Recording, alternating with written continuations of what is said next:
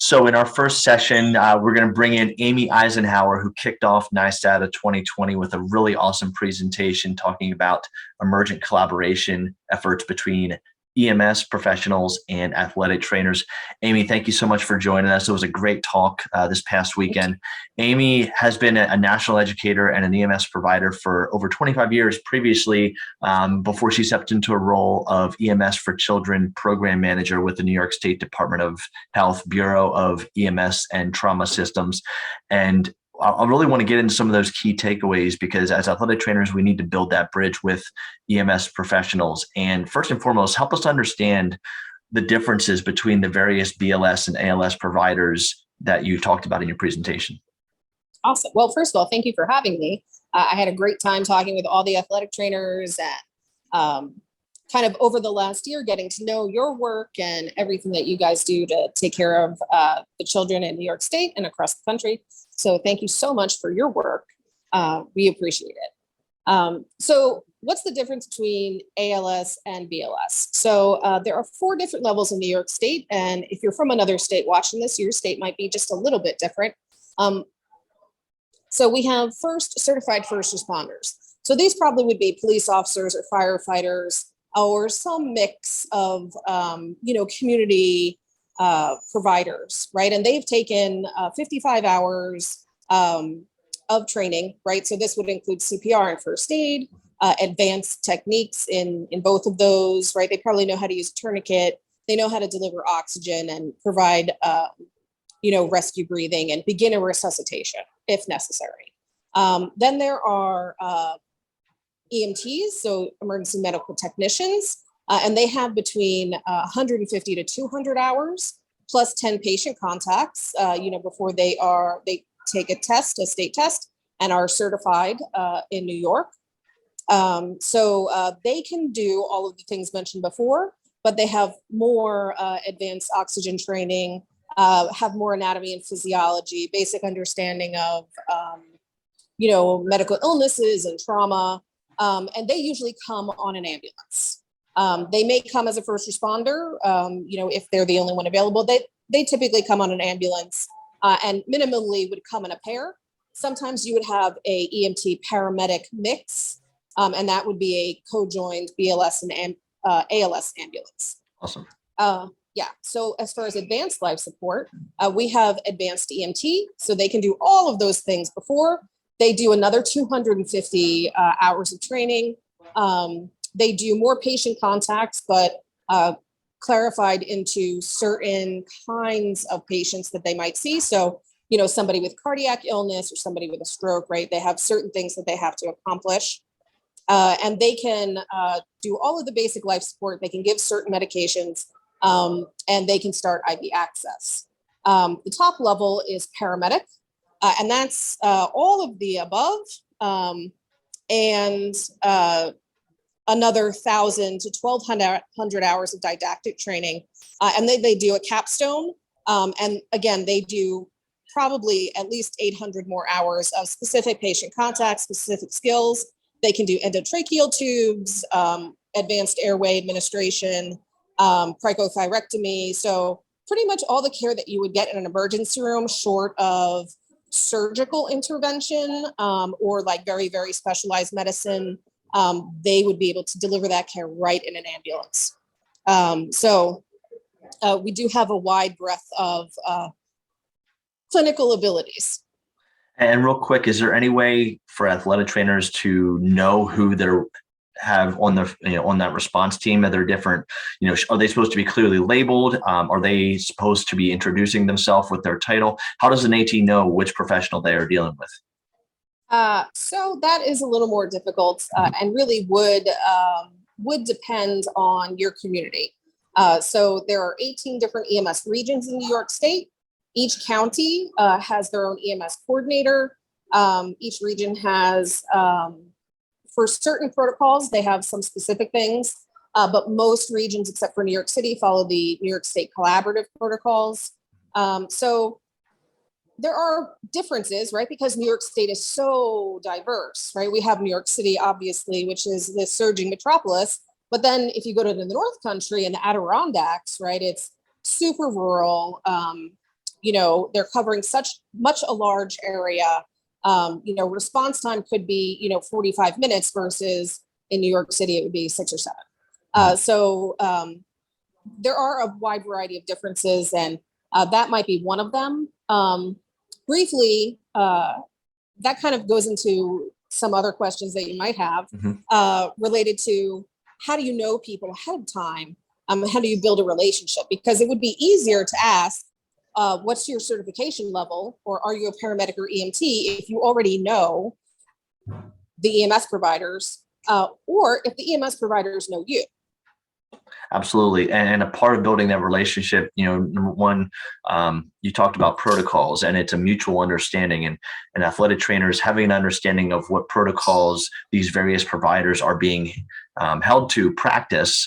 And that's also been a point of contention in the past as well, because if those protocols differ from what athletic trainers do, that's when they're going to butt heads. So it's good for us to proactively understand the other side. Where are EMS treatment protocols coming from? How are these guided, and where can athletic trainers learn more about these to enhance our understanding? So you can access the New York State Collaborative Protocols right on the New York State EMS page. And I'll be happy to give you a link so that you can include it with your show notes. But if you don't have access to the show notes, you can Google NYS EMS protocols, and they're right on our Bureau website. So there's a BLS and there's an ALS. And then there's also a link to our statewide app, which is MURU, M-U-R-U. And that's an app that goes right on providers' phones, and they can go in and search for specific things, and the appropriate protocol pops up. So it's a great resource for us. But also some people just still use paper protocol books. So they'll actually have the hard copy on hand. But they're free and open to anyone. So if any athletic trainers are curious and want to read them, you're more than welcome to. So as for how we get to those protocols. So at the state level, there is a protocol committee, and they're kind of in charge of making sure that the updates to the protocols every few years happen, right? Because we're evidence-based medicine. So when new research and evidence-based treatment comes out, we try to be abreast of that. And that group is paramedics and physicians, so critical care physicians, EM physicians, pediatric physicians, so a wide variety of representation there. And then that comes to our med standards. It's presented to our med standards, which these are commissioners. So the commissioner of health appoints these people. So med standards is all physicians, and they go through, they make sure that the science is right. Well, how did you get to that? And then they vote on it to move forward to CMAC, which is all the EMS physicians, also another commissioner appointed spot. They discuss it.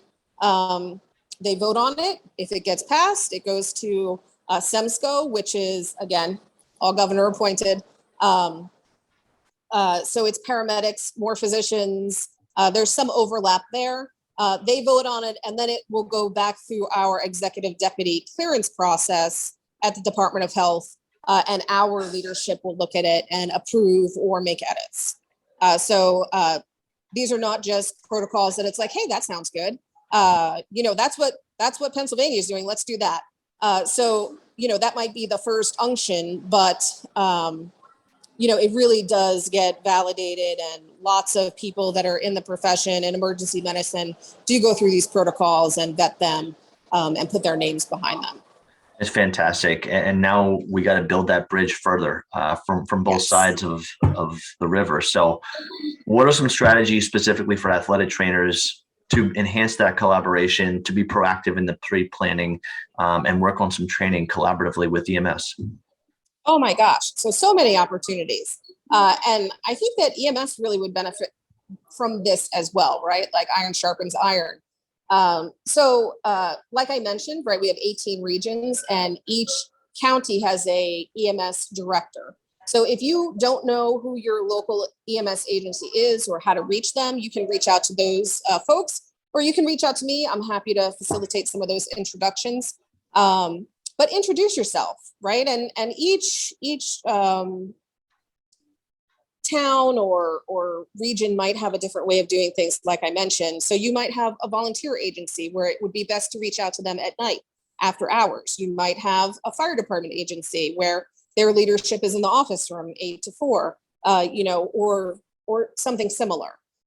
So your structure might look a little different. But I mean, the people in those roles, right, their passion is making sure that people get the best care so they can go to the hospital, they can leave the hospital, and whatever happens is a blip on the radar, right? They're back to their normal everyday life. So I think that our goals are very similar.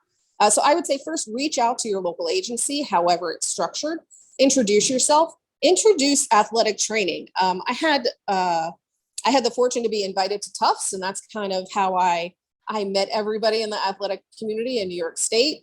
And we started having these discussions and coming about this. And we've had some athletic trainers on our online academy, which is vitalscienceacademy.com if you want to go look.